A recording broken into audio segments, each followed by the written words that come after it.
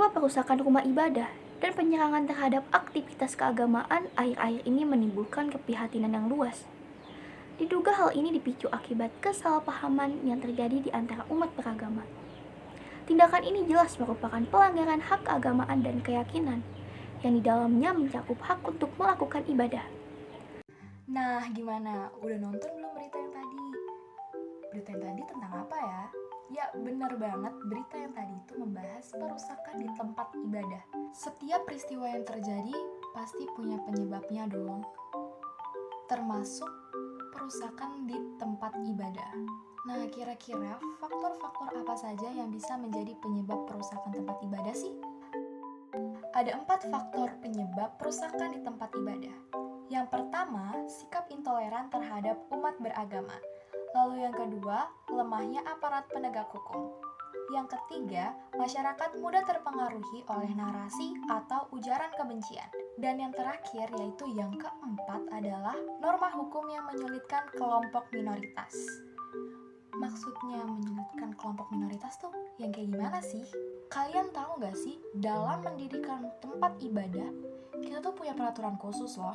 Nah, peraturan ini dicantumkan dalam Undang-Undang Nomor 9 Tahun 2006 tentang pendirian tempat ibadah. Lalu jika tempat ibadatnya sudah terbentuk, tapi mereka melanggar salah satu persyaratan ini, timbul apa nih? Seperti yang ada di berita tadi, timbul perusakan tempat ibadah karena kelompok minoritas nih yang membentuk tempat ibadat.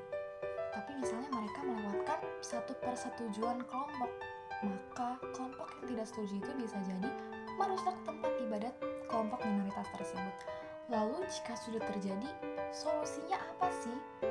Atau misalnya belum terjadi untuk mencegah peristiwa tersebut?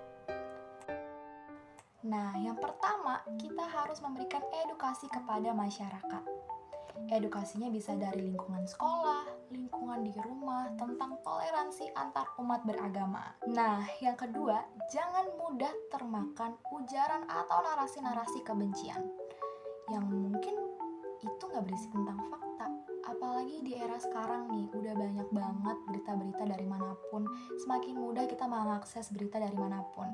Jadi, sebelum kita termakan ujaran tersebut, kita teliti dulu nih, ini benar atau enggak. Dan yang terakhir, adanya kebebasan berpendapat kelompok minoritas.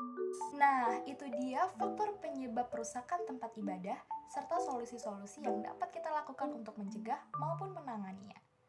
Kira-kira, kalian mau jadi yang merusak atau yang memperbaiki ya?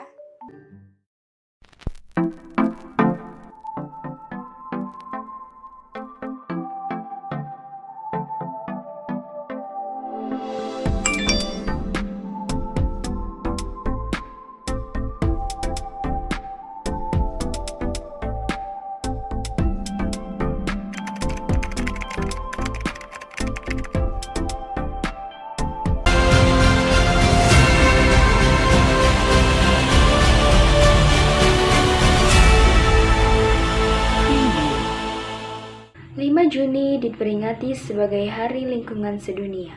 Ironisnya, kondisi laut di Indonesia sedang berada di lingkungan kurang beruntung. Beberapa titik telah menjadi tempat pembuangan sampah. Halo semuanya, udah lihat kan tayangan sebelumnya? Gimana nih pendapat kalian setelah melihat banyak orang-orang yang membuang sampah sembarangan? Sampai terekam kamera juga loh. Heran gak sih kalian, setiap menonton berita pasti ada aja kan yang memberitakan tentang orang-orang yang membuang sampah sembarangan. Nah, kira-kira apa nih faktor-faktor yang menjadi penyebab mengapa mereka membuang sampah sembarangan?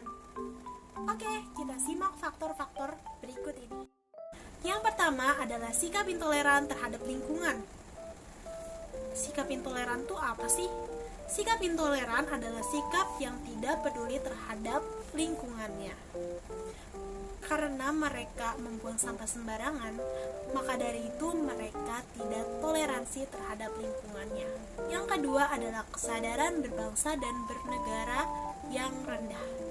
Jika mereka memiliki kesadaran berbangsa dan bernegara yang tinggi, mereka tidak akan membuang sampah sembarangan, karena mereka akan memikirkan dampak yang terjadi jika mereka membuang sampah sembarangan yang dapat merugikan orang-orang sekitarnya. Yang ketiga, penegakan hukum yang kurang tegas. Contohnya nih, banyak masyarakat yang membuang sampah sembarangan, tetapi mereka yang membuang sampah tidak pada tempatnya tidak diberikan sanksi yang berat. Keempat, tidak ada tempat pembuangan sampah di sekitar mereka. Maka dari itu, mereka menggunakan alternatif sungai dan kali sebagai tempat pembuangan sampah mereka. Yang kelima, kurangnya pemahaman terhadap lingkungan. Nah, itu dia pentingnya memahami lingkungan di sekitar kita. Lalu, solusinya apa nih? Untuk mengatasi kejadian yang sudah terjadi dan mencegah seseorang agar tidak membuang sampah sembarangan. Yang pertama, dibuatkan tempat sampah di setiap tiap rumah warga.